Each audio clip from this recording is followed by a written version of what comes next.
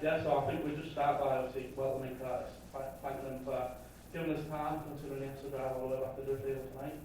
And just open the floor to questions to start off with, because I've got some things I want to ask, but he might ask them, so it makes it important. The first question, Curtis, how far are you from your dream team now?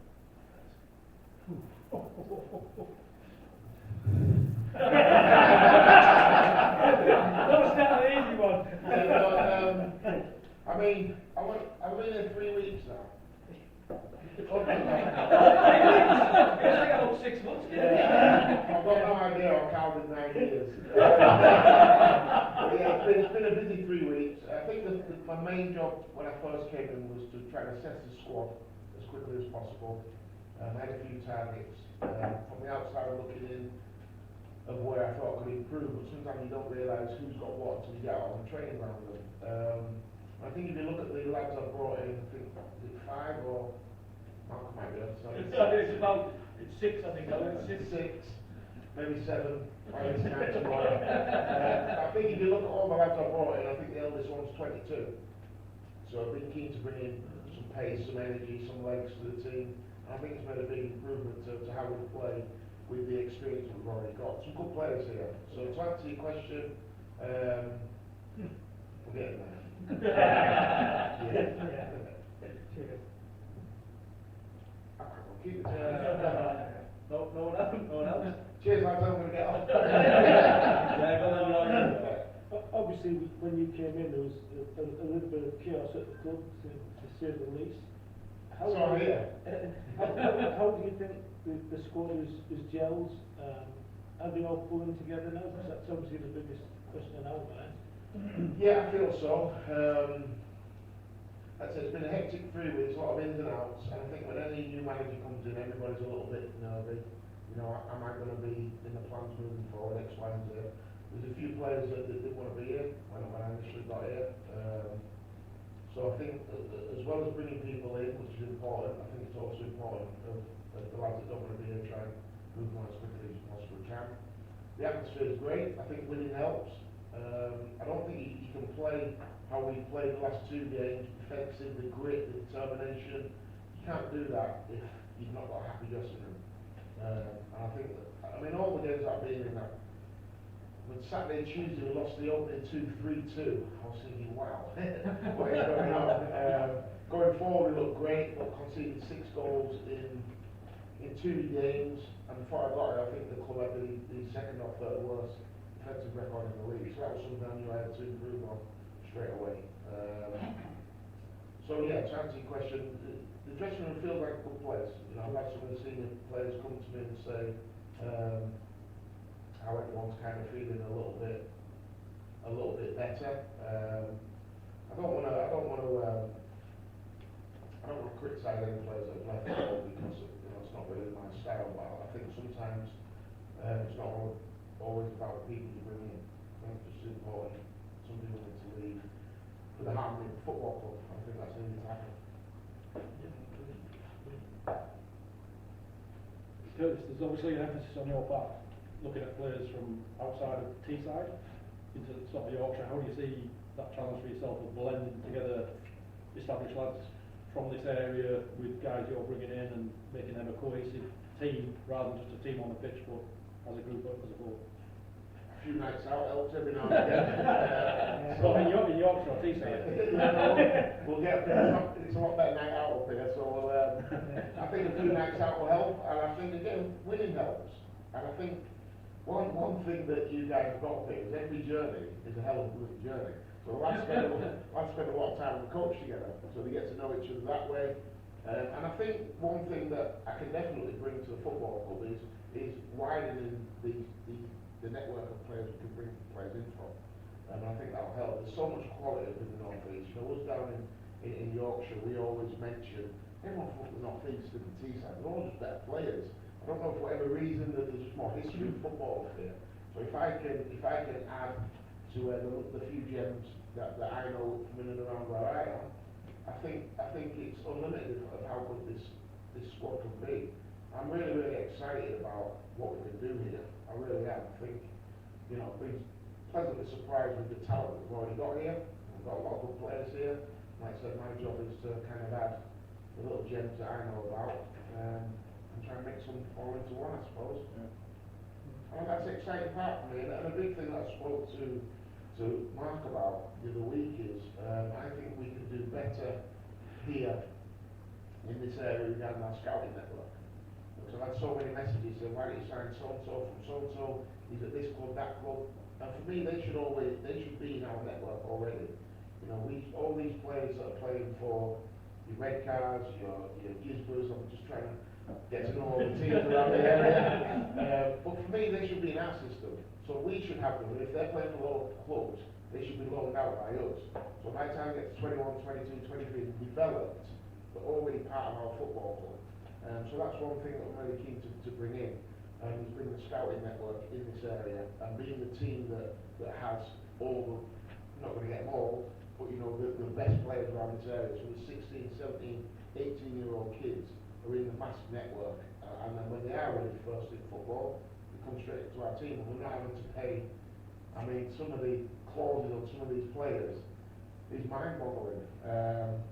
So yeah, it's a way of us attracting the best talent, and I think that's something we can really improve on, and we're working towards that. Thank you. From your experience, Curtis, in this league, obviously we've come into this league, where do you see us potentially? I mean, I'm thinking, for example, we've been quite nervous over the last, you know, when we had those, 4 or 5 defeats, Yeah. and we felt, for example, to a certain extent, the squad we had wasn't good enough. I mean, do you think we're good enough? I think the big step from the league below to this league, quite a big step. I was in the league below with Tadcaster Albion, and I'm not saying it's an easy league, 'cause it's not. It was a big step to this league. So back to your question, without putting too much pressure on myself, I'm here to get promoted out of this league. We're not here to just survive. So yeah, this year it's about bringing a bit of stability to the football club, and next year the aims to go up. No pressure, right? But having said that, then, do you think there's maybe a risk that we could go down this season? No. If we went down this season, I should never work in football ever again. That's my Don't forget this to be in your code. Yeah. Famous last words. No, you know, not one of those teams that say we're too good to go down, but we've got too much in our dressing room to go down. Like I say, if I was to take this team down, then yeah, I should never work in football ever again. Another question. We've always sort of, as supporters, been used to being a lot of exposure with the players, the management in our club. Is that something you're very comfortable with, and you want your players to, you know, sort of engage with the sports regularly, either in these premises or involved in other things in our community? How do you see that progressing? I think one thing that I love about non-league is the accessibility you have to everybody. You know, after a game, you can all mix together. You know, I'm from a football era when we finished playing, you had a shower and you went to the players' lounge after, and you'd have a drink with the fans, and all families and that were in there. Them days are completely gone now. Players at the higher levels are completely cut off from the supporters, from other people at the football club, and for me that's what's ruining football. You know, you could never walk into the local pub now and see Sheffield United centre forward sat there having a beer with the locals and just carrying on their life. I think mobile phones and everything have changed that now. And I think the beauty of non-league is the accessibility between everybody.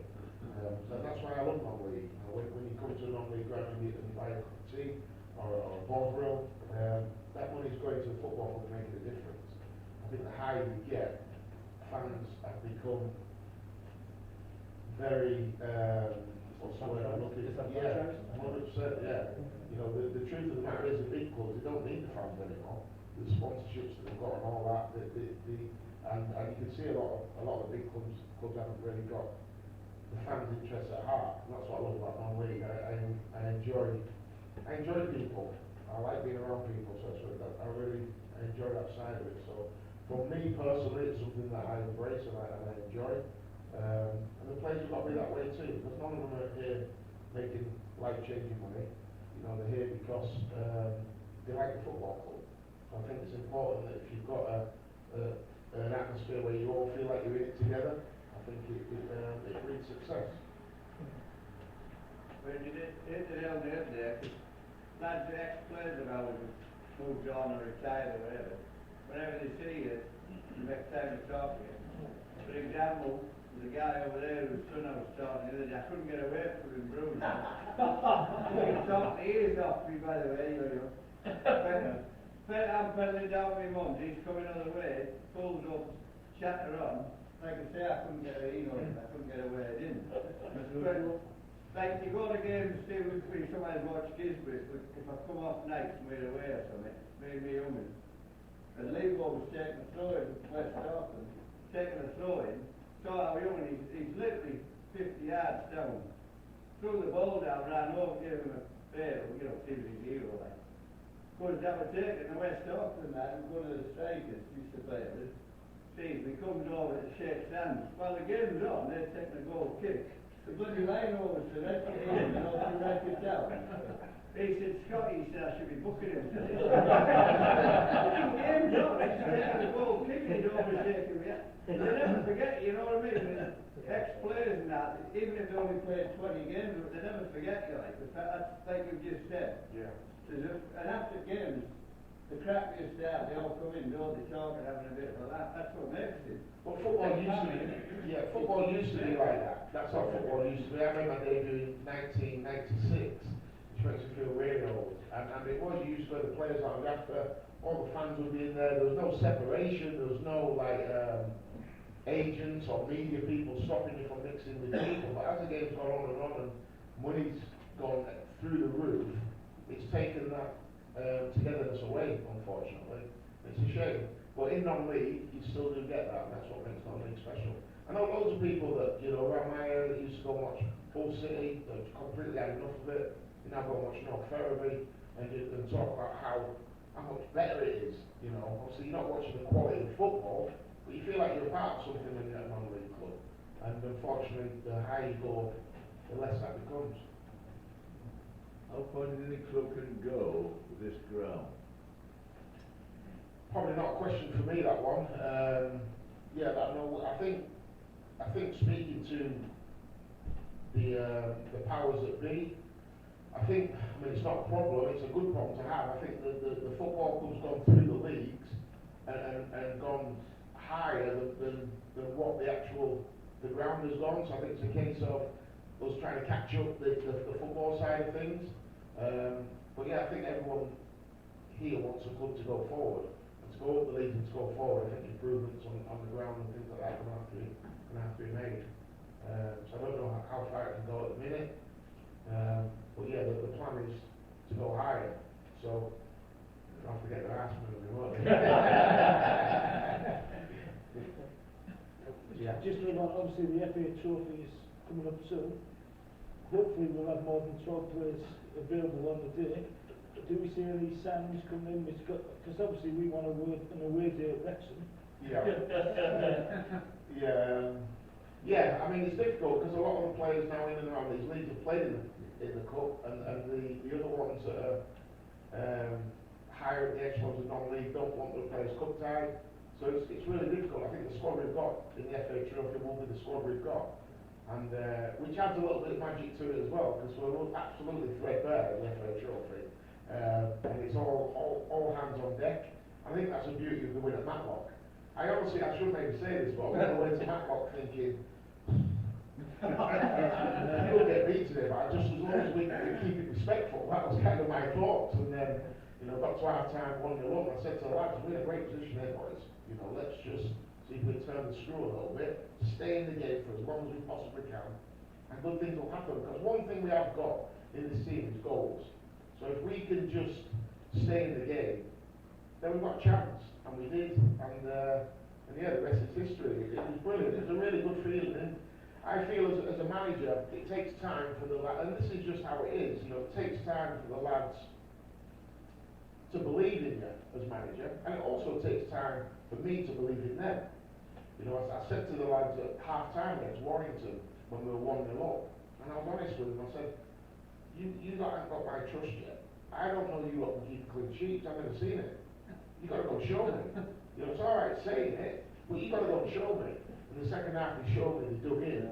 So when we're at Matlock, I'm sat there comfortable because a week before, the lads have showed me that they can keep a clean sheet.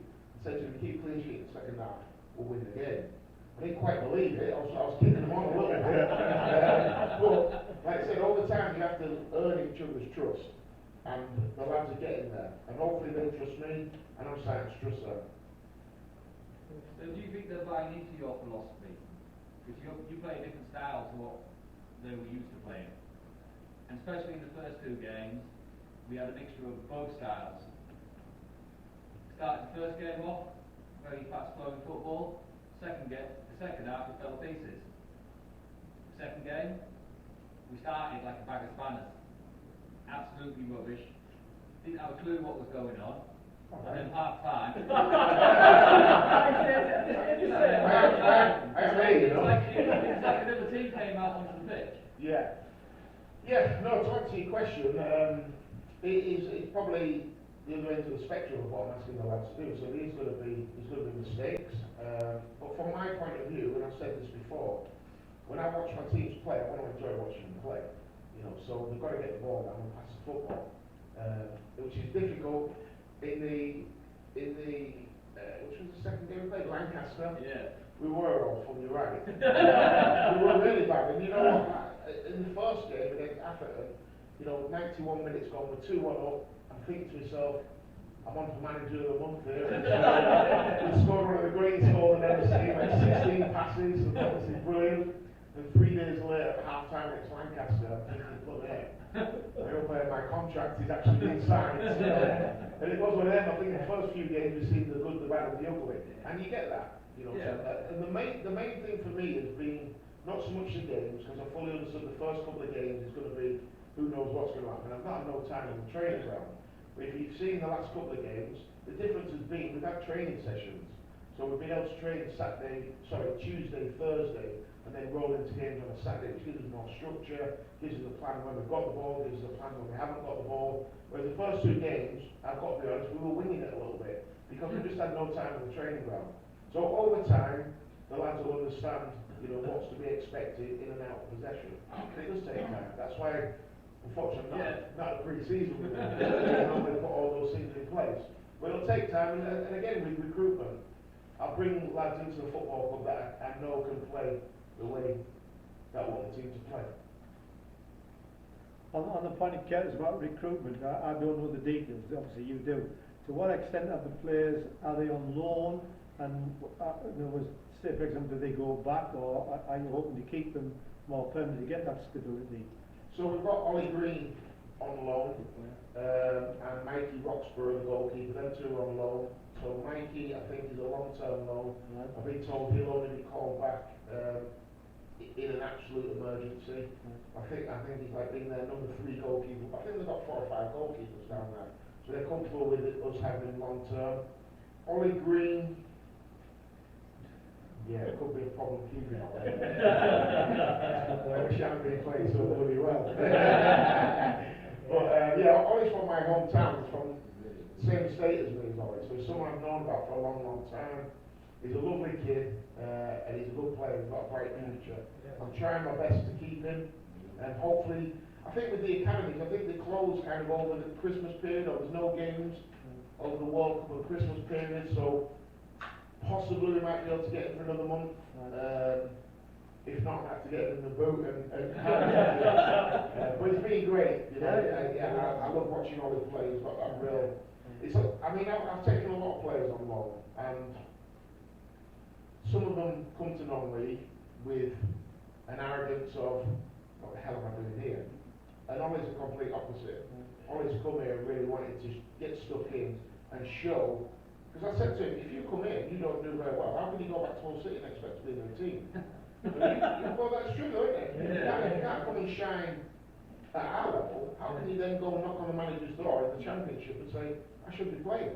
I said, you've got to come in and not just do okay or just do well. You've got to rip it up. You've got to be the best player on the pitch. So he's rolled his sleeves up and he's taken to it. I didn't think he had his best game on Saturday. I think he's been great, and hopefully we can get him for a little bit longer. Good. I think on Saturday he put a hell of a shift in, and he did shine on Saturday as well. Even if you didn't think he had a great game, I thought he, you know, from a fan's perspective, I thought he shone above quite a few of the others on the pitch. And he was willing to take a sleep on the bus on the way out. When we took that picture, fantastic. Well, he did the minimum expected, which is to run around. Oh, he did all right, didn't he? He did okay, you know, I thought some of his passing was a little bit wayward at times, but, you know, I expected him to run around and be tired. That's the least he can do. But yeah, he's a good player, no doubts about it, and he's going to have a bright future. And I said, you know, hopefully one day we'll sat at home and he pops up on the telly and we can say, bloody hell, we had him for 2 months, so we at France. Just lock him in the boot, don't let him away. He needed a big trophy. He's tiny, isn't he, as well? He's tiny, but he don't play small. That's what I love about him. And, you know, I had this conversation the other day in the dressing room. Can't remember what game it was. But I said there's two types of bravery in football. You know, you get your centre halves that go and edit and, you know, come away with a broken nose, or the midfielders that smash into 50-50 tackles, and you're like, oh.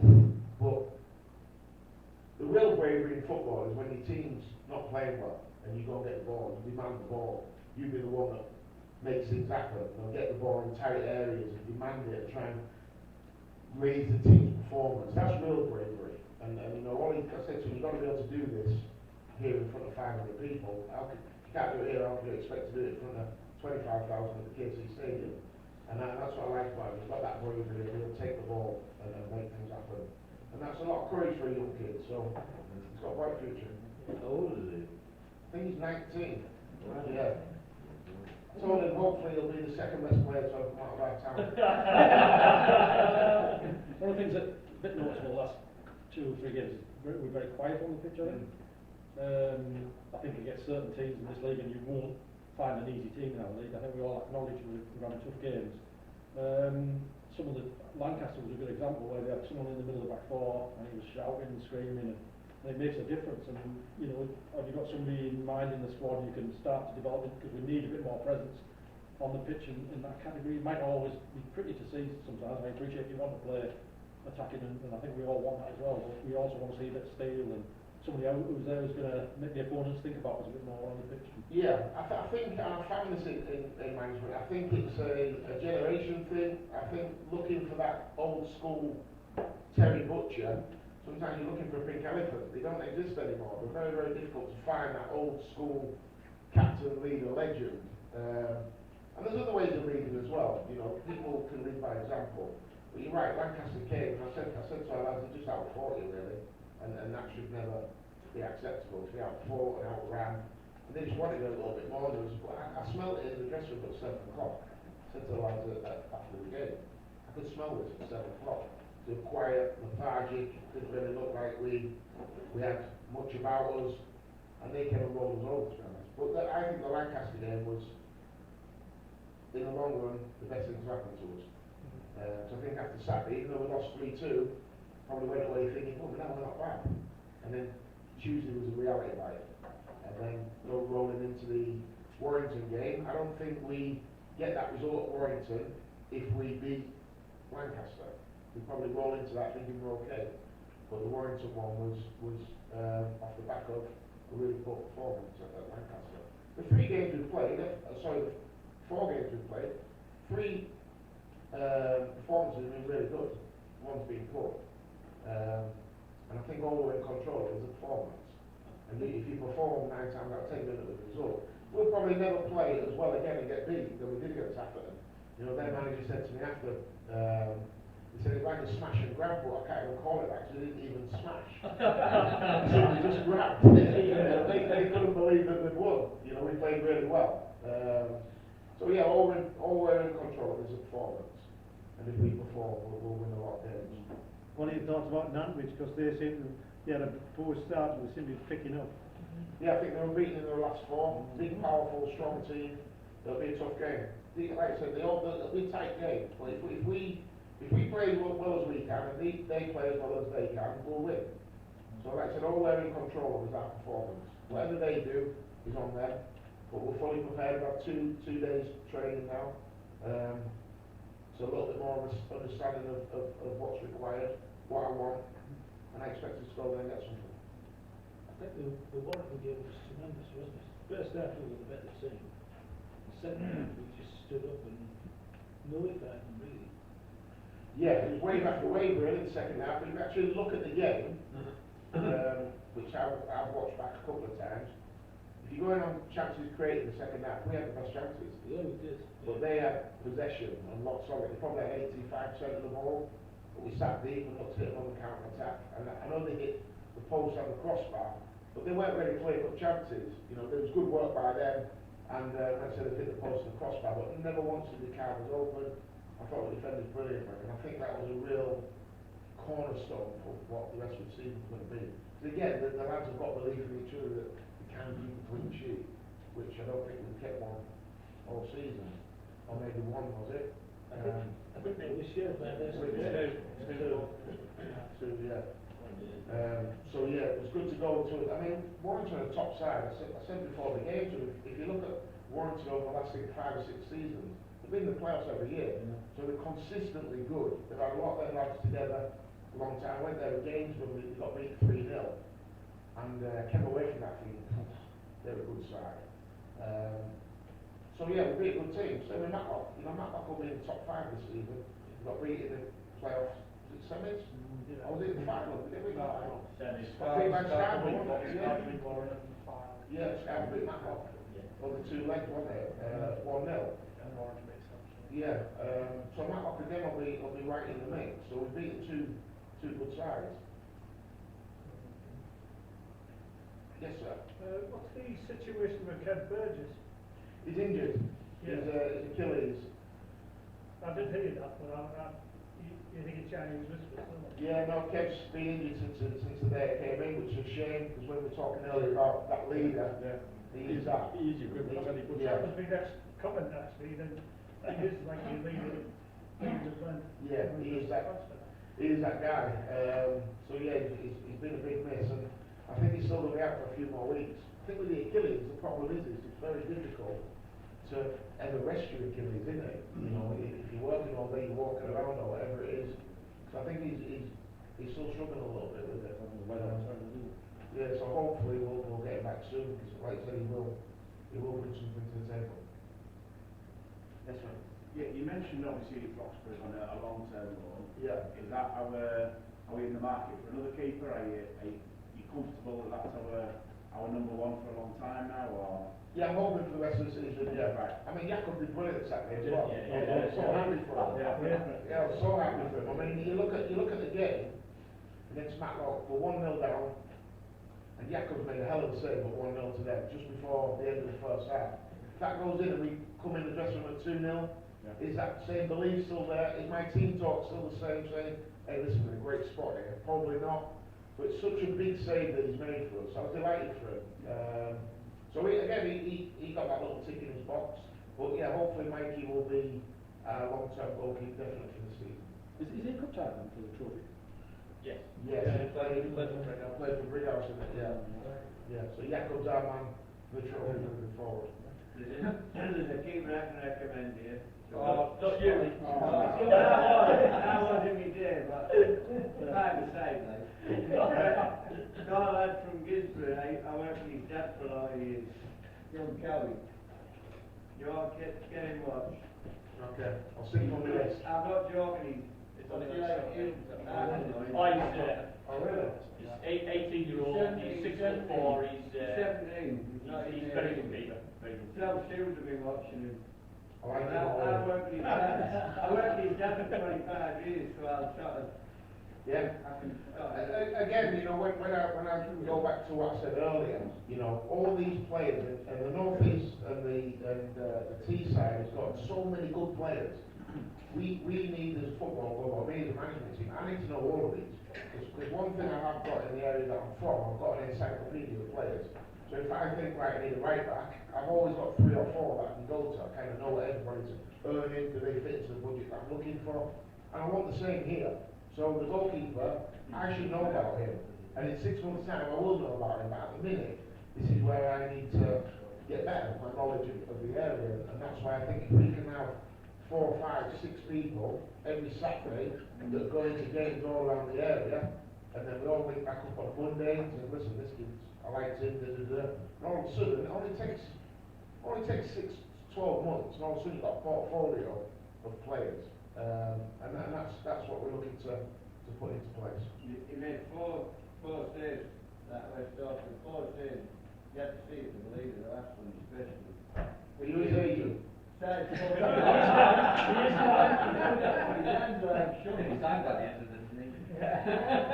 We'll just have 2 minutes to charge your glasses, gents. Yeah, sorry, so what I was asking was, Simon, you're back on. right, I've just left it on. you were asking what was it that attracted you to Master United? I mean, obviously, it's outside of your... What attracted you to this position at Master United? What was it about us and that got your interest and really got you to commit to us? Yeah, well, I've seen the job come up online. No, I didn't actually see it. My agent said, as soon as the Master United job's come up, I was like, oh, look at that.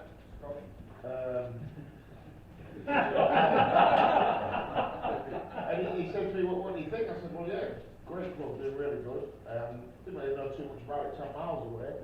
But he said, would you fancy putting your CV in? I said, yeah, definitely. I'll put my CV in. I got an email back the next day to come up to the interview. And it was always a club from afar that I looked at because they were kind of coming through the league at a rapid rate.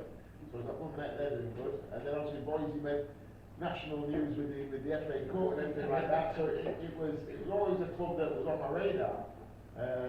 And what the fact that Carl was here for so long, that appealed to me as well.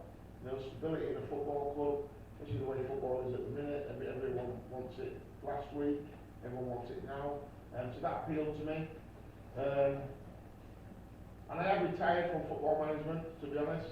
I've kind of, not given up on it, it's the wrong word, but after COVID kind of affected me in a negative way with regard to football. I think it had a massive impact on everyone's life. And for my life, I then ended up moving into other things, set up a couple of businesses.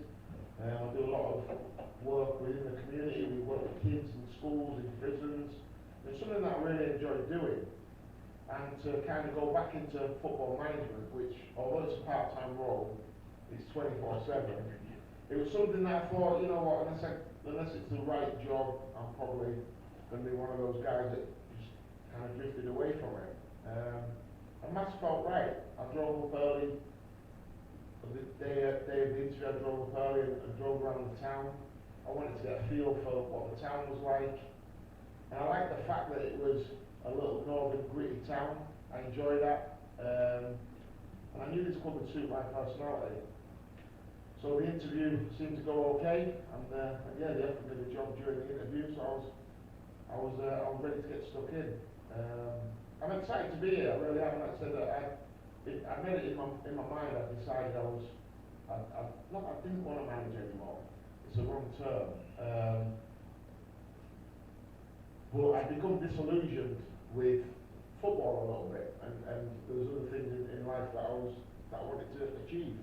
So I kind of put football in the background a little bit. But then when this came up, I came up and spoke to the guys, the passion that they had for the club, the direction they wanted to take it in. Even when I came up for the interview, I wasn't sure how I'd feel. But within a few minutes, the passion that these guys had for the football club, I bought in. And I'm one of those people, and I've said this before to the guys, that if I'm emotionally in something, then I'm in, and I'll fight tooth and nail for you. But if I'm not, then I'm no good. That's why, like, when loads of jobs come up, people have messaged me saying, you need to put your name into this job. I'm like, I'm not interested, because I know I'm not passionate about what I'm doing. But if I'm in, you've got me, then I'll be good for you. And I feel that way here. I feel like I'm in. I feel emotionally attached to the job. And I feel like I've got a point to prove as well. I feel like I'm coming out with a point to prove. So yeah, I'm excited about what we can do here, and I'm excited about driving this football club forward.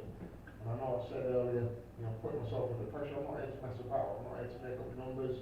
I was told the players, I'm not here to make friends. I've got loads of friends at home. I'm not here to be friends with I'm not here to be friends with anybody. I'm here to win. So if you can help me win, then you're in. If you're not, and you're not 100% committed to where I want to go and to what I want to do, I've got no issues with that either. We just move on and we go forward with other people. I'm ambitious, so I'd like to say I love winning. I don't know anyone that loves winning more than me. I'm a bit perverse. I need to win, and that's one thing I've missed since I retired. That either Saturday night under the lights fighting or Saturday night kick off at 3 p.m. I've missed that. And the drive I've got to win is, yeah, it's a bit too much sometimes. It is what it is. So to answer your question, I've just got a vibe about this place which I like, and I think the town, the football club, I think it suits me. So yeah, I'm looking forward to getting stuck in. You talk about yourself and you talk about your players. What about your management team? Yes, I've come with Steve Wade. So I had Wade with me at Tadcaster. So Wade is a funny one. So at Tadcaster, we literally had no budget whatsoever. We had probably the worst budget in the league. So you can see Tadcaster now. If you look in the league, I think they've got 6 points, the bottom of the league. They're going to go to, if they stay off, it'll be a miracle. So the budget there is really poor. So when I went into Tadcaster, we had no budget whatsoever. When I left Tadcaster, we were second in the league, 3 points off top with 3 games in hand. The team we put together at Taddy was ridiculous on no money. So we had John Mafudu, who's at Spennymoor now. We had LeBron and Becky, who's at Boston. Alex Wiles, Matlock, Johan Evans, Matlock, Jake Day, Whitby. So Donald Chimilio, who's now obviously here. We had such a good team for peanuts. So to answer your question, so we had no budget for staff. So I put on Twitter, I'm after a coach. Can anybody help? So I put on there, if you've got the UEFA B, I think, there's a job here for you. So Steve messaged me and said, I live local to Tadcaster, I want to come and get involved.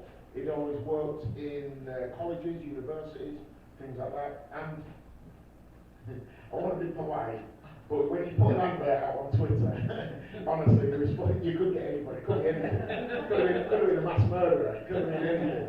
And Steve turned up, so kind of wanted to put him to the test, so let him take a few sessions. And he's a really good coach, really good. Knows his stuff, really detailed, and I'm a little bit kamikaze, so sometimes I need someone who's organised. So Steve is a perfect foil for me. Also, when I got this job, Steve lives in near the York area, so it's close to him. So he was a perfect fit for me. Tried to get Martin Foster as well, who's now the assistant manager at Guiseley. So I've been with Fozzie everywhere. He's been my assistant manager everywhere.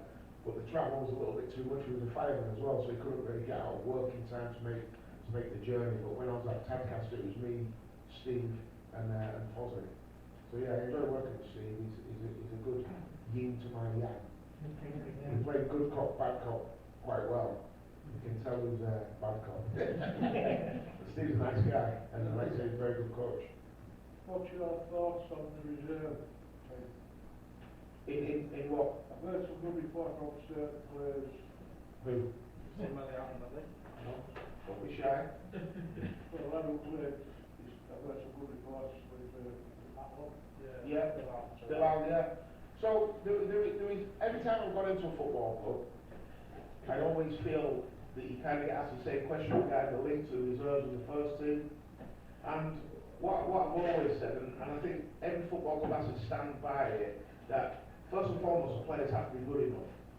They have to be good enough to be able to come into the first team, otherwise the whole thing falls down. You know, it's like me saying, oh, I'm going to play local kids, and we're going to, you know, the link with the reserves, this, that, and we play, we're going to lose 10 in a row. I'm going to get a sack. So first and foremost, the players have to be good enough. So regarding Bilal's been training, he caught my eye in the first training session, Bilal did, because he ran around and kicked a few people. And they were having the young, they were like, Bilal, what are you doing? But instantly I was like, who's that? I liked him straight away. So he left a really good taste in my mouth. And yeah, all the time, you know, I want to integrate some of the lads in the reserves, but first and foremost, they have to be good enough. You have to have the right attitude, the right application. And Bilal's one of them that I'm looking forward to working with. It was tough for him Saturday. He was up against Johan Evans and Ryan Qualter, two really experienced centre halves. I think Johan's 6'4", Ryan's 6'3", and they're both powerful kids. And I thought, well, you know, it was a hard game for him, but the experience he'll got from that will take him to that next level. And yeah, I've seen him pick up just in the last couple of training sessions. He's got a little bit of swagger about him as well. I like the lad. I like the fact that he's having himself a little bit. and I like that, because to be a player, you've got to have that belief.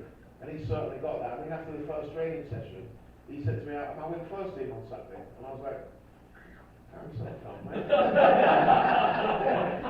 Well, I liked it. You know, I liked it. So he's left a good taste in my mouth, and yeah, he's one that I'm looking forward to integrating over time. But he trained with us, trained with the first team.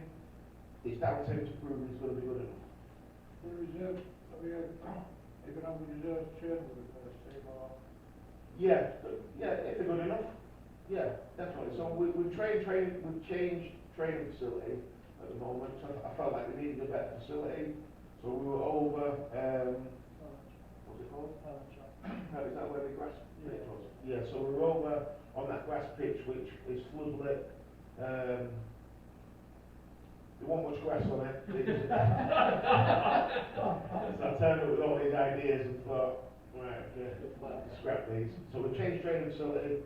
So we're no longer training at the same place as the reserves. But I spoke to the reserve team manager quite regularly and said, listen, any of the good ones, or if they're doing well for the reserves, come and train with us.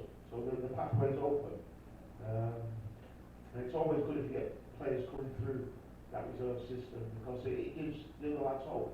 Now, I'm a product from a reserve, from a youth team myself. And I came through Sheffield United's academy and got the opportunity, so I understand what that can then do to the next batch coming through. You know, if they come, they're going to get a chance. But I keep going back to it all the time. You've got to be good enough. You've got to come through good enough. Is that a problem at the moment? There's a gap, such a big gap between the reserves and Yeah. where we are. Huge gap, and it's a huge problem for me. So if there's someone absolutely ripping it up for the reserves, I don't know really how that's going to translate to our league. All we can do is kind of bring them in, they can train with us, and I can get a bit of an idea of where I think they're at compared to the other lads. But yeah, it is a problem, so hopefully we can get the reserves moving up the leagues, being successful, and the closer they are to us, great. And then like I said, with this scouting network we're looking to bring in, wouldn't it be great if our reserves were in the Northern League and they were doing well? Because a lot of these players, these young players that we're looking at, playing in the Northern League. So if I'm bringing them in to then move them down to step whatever our reserves are, it's just not going to work. So the quicker we can get the reserves up the league, the better. That was the problem we always used to have. When we other son, a lot of good players, when he played, a lot of good lads off from Mass. Well, there was no reserve team here, they all played for the Redcar team. Yeah. He'd very like to play for Mass. Yeah. And he always played for the Redcar team because there was no reserve team for him. Yeah. But that's one good thing with bringing him in now. There's a lot of good lads play on this area here. Yeah. There was 3 teams in Redcar used to sing crazy. I mean, even 2 of his mates played for the county, like 9, 12, you know, baseball. Cracking little keeper, you know what I mean? They never got a chance to play down here because there's never a reserve team for them, you know what I mean? Most of the Redcar teams are made up from that side, right? Yeah. And it's a shame. It is, yeah. I had a similar problem at my hometown team called Great Driffield. So to cut a long story short, there used to be loads of teams in Driffield, and up until last year there ended up being none. So the whole infrastructure had gone, and the step between the first team and the reserves was like 6 or 7 leagues. And it can't be like that. You know, like I said, we can get Mass playing in the Northern Division 1, is it, or the Premier? You know, then all of a sudden that gap is there. So if someone is scoring 25 goals for the reserves, we know they're not a million miles away from the first team. So it won't happen overnight. So we need the team to go up, but that is the plan. And I think in every football club that's successful, there's always a pathway, and there has to be a pathway. So the young kids that are playing for Redcar should be thinking, well, I actually want to play for Mass, so why am I going to go to the opposite town if there's a football club in my own hometown that I can play for? So I think we need to get that moving, yeah. I appreciate Mike is a full-time pro, but I do bring in a goalkeeping coach. Yeah. To answer your question, yeah, I think it's something we need to do quickly. Because goalkeepers are a bit out there, aren't they?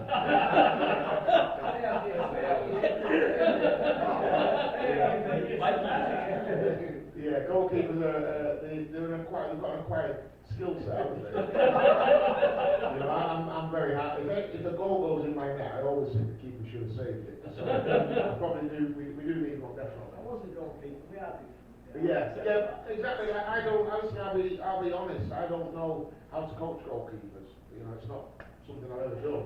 So we do, yeah, we do need somebody in that role, and we are actively looking, yeah. They would prefer formation. Good question. So everywhere I've been, I've played a different formation, and I think formations are probably over-analysed. I think no matter what way around the pitch, the system changes. You know, if you look at the game against Atherton, when we were building up play from the back, we were building up in a 3-2-5. When we were defending in a 4-4-2. So, depending on where you are on the pitch, determines what system you're playing with. I think it's more to do with principles rather than formations. The principles never really change, but the system can dip in and out depending on where you are on the park. So to answer your question, I don't know. Yeah, as long as the principles, like I said, and the are principles of in and out possession, that X, Y, and Z are expected, I don't think the system's really that important.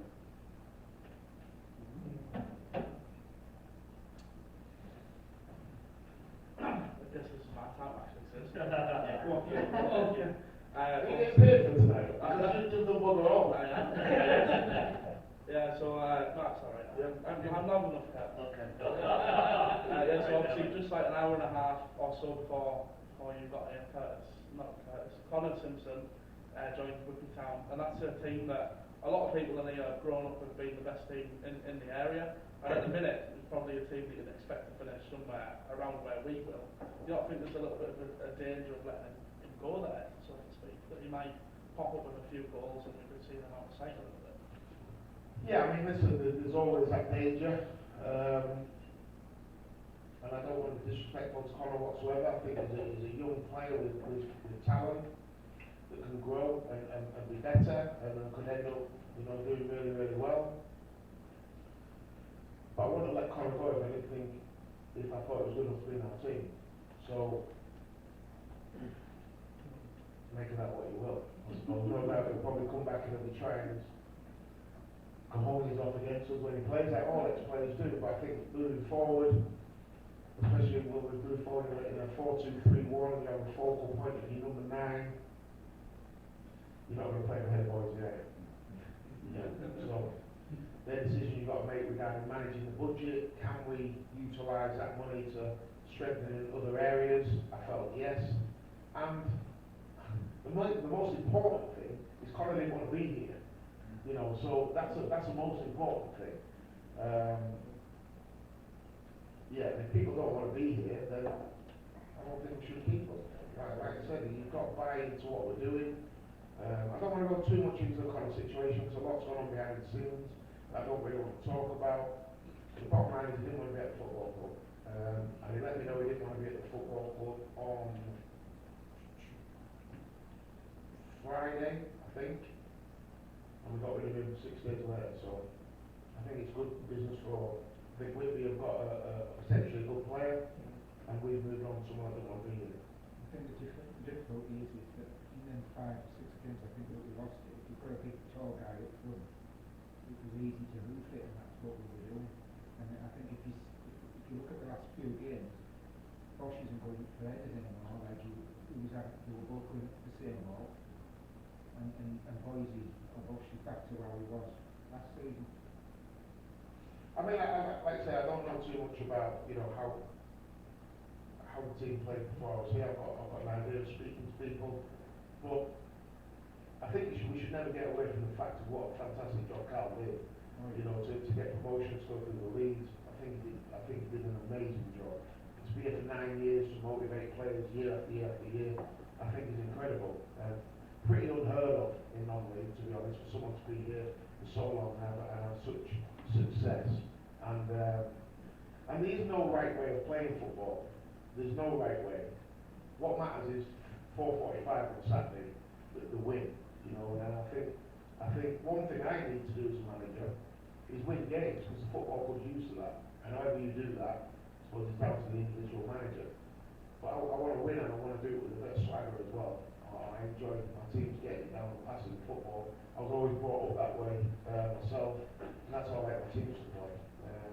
Like I say, Cal was maybe different to that, but it don't make my way any better or any worse.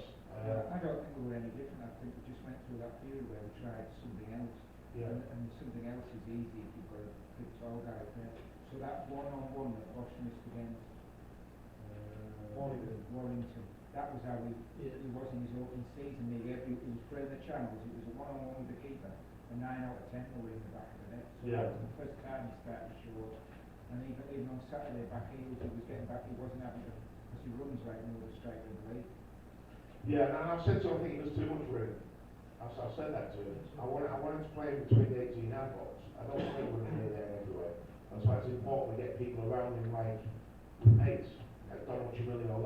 We've not seen the best of Donald yet. He's hardly played any football in so long. He was amazing in training on Tuesday. I'm expecting him to play well Saturday. He'll be playing up top alongside Bosch. So in my head, them two could be a right handful. I wouldn't swap Adam Boyce for anybody else in the league. I actually got a message off a manager in the league above. I won't say who it is, but messaging saying if you're looking to move Adam Boyce on, then I'd be willing to take it. So I sent him on back saying, I bloody bet you would have gone. So it's funny. Bosch on a long contract now. His contract's up at the end of the season. Is that something we're working on? Yeah. I work with his dad for 30 years. I can show you text. His dad was Someone say them all. when I was a 5-a-side Wilton League in 1985.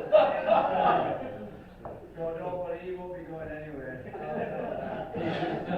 I'll sort it. Curtis, Don't worry. two quick questions. Connor Smith, shot or pass? Pass, we've been working on it in training. And secondly, how much of a challenge is channeling his total utter commitment of if it goes wrong, he just berates himself completely. How much of a challenge is that to you to channel that in the right direction? I mean, he did really well on Matlock on Saturday. He didn't break the dugout, which is, you know, I mean, after his last appearance at Matlock when he smashed the dugout, it was great. And such an irony that they put CRS Accident Repair Centre as they advertised on the dugout. It's great, but do you see that as a challenge for you? I think it's a challenge for him. I don't think it's a challenge for me. I think it's a challenge for him to control that. Don't want to take it out of his game. It's good to want to do better, but how you channel that, like you say, is important. Because if you start losing your mind and losing your head, then anything can happen. So that's what it's about, having fire in your belly, but ice in your mind. Connor's a good player, and he's got a great attitude. He wants to win. You don't want to take that out of his game, but maybe just ease it down a touch. Great to know that a move you'd worked on. Yeah. I used to have a centre forward called Greg Smith. I had at Gainsborough. Greg was a right handful and was good for 5 red cards a season. And I always used to say to Greg, play on the edge, but don't fall off. Because if you fall off, we'll be having a right old ding on in the dressing room.